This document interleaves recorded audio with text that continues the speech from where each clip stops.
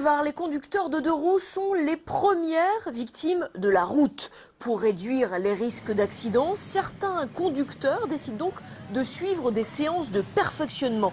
Par exemple, en effectuant une journée au circuit du Castellet en compagnie de deux anciens champions de moto. C'est le dernier volet de notre série consacrée à la sécurité routière. Il faut se bouger de avant, arrière, droite, gauche. Il faut pouvoir se bouger. Premier conseil avant d'enfourcher sa moto pour goûter enfin au circuit Paul Ricard. Sur le bitume, la soixantaine de motards s'élancent dans un parcours en slalom façon auto-école. S'ils sont là aujourd'hui, c'est pour se perfectionner. Tes pieds, regarde tes pieds. Sur le bord de piste, l'instructeur Philippe Monneret, ancien champion de moto, est là pour les guider.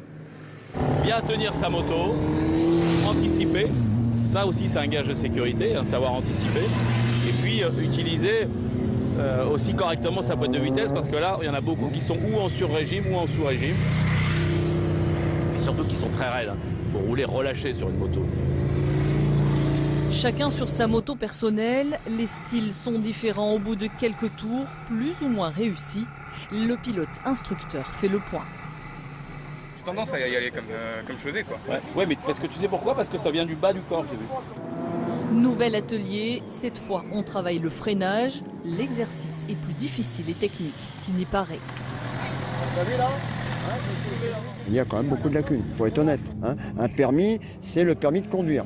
Mais après, est-ce suffisant pour réellement faire face à toutes les situations? C'est pas si sûr. Sur le circuit, les profils des conducteurs sont variés. Certains viennent d'avoir leur permis, d'autres sont des motards confirmés. Seul point commun, l'envie de s'améliorer pour éviter l'accident.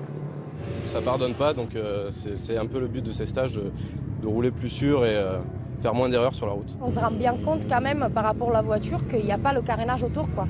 Et il faut être concentré deux fois plus, 200%, quoi, vraiment. Donc c'est vachement plus fatigant aussi rouler en moto qu'en voiture, quoi.